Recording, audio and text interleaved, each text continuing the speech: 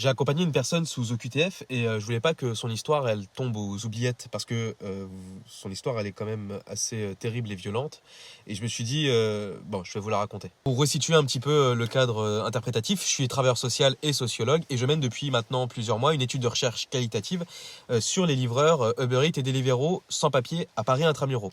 Et un mardi après-midi, dans une association où je mène notamment ces entretiens-là, un homme arrive et me demande si je peux l'aider. Donc voilà, oui bien sûr. Alors voilà, je m'appelle Ibrahim, je travaille pour Uber, j'ai pas de papier.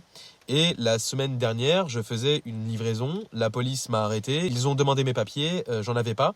Ils m'ont mis en garde à vue et le lendemain matin, on m'a fait signer un papier qui était une OQTF, ou obligation de quitter le territoire français. Juste au passage, une OQTF est une décision administrative.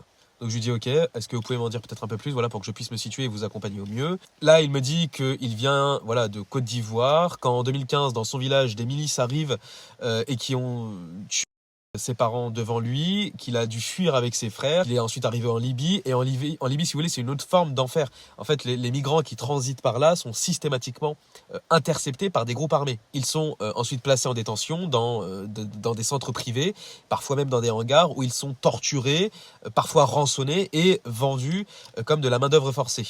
Et quand ils tentent de fuir de cet enfer-là, on leur tire dessus. Ibrahim a tenté de fuir. Bref, pour revenir sur l'histoire, il monte finalement sur un Zodiac en pleine mer Méditerranée, où il y a des dizaines de personnes qui sont entassées sur un bateau gonflable.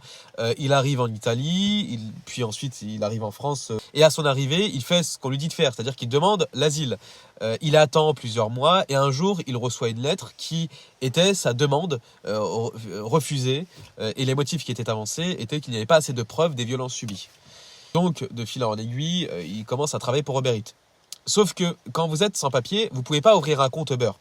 Puisque, si vous ne le saviez pas, Uber, chauffeur VTC ou coursier Uber Eats, a un statut d'auto-entrepreneur. Alors il fait ce que de nombreuses personnes dans cette situation font, il loue un compte pour 100 € par semaine. Et je précise qu'en moyenne, il gagne environ 250 € par semaine. Auquel, bien sûr, parce que sinon c'est pas rigolo, il faut encore enlever les frais pour le scooter, le loyer payé en espèces, la nourriture, etc., etc. Donc voilà, un soir, en pleine livraison, contrôle d'identité, garde à vue au QTF. Et là où je voulais finalement en venir dans toute cette histoire, c'est que cette situation, elle est partagée par énormément de personnes sans papier, mais surtout, ce qui lui arrive, c'est pas de la malchance, qu'on se comprenne bien, c'est un putain de système.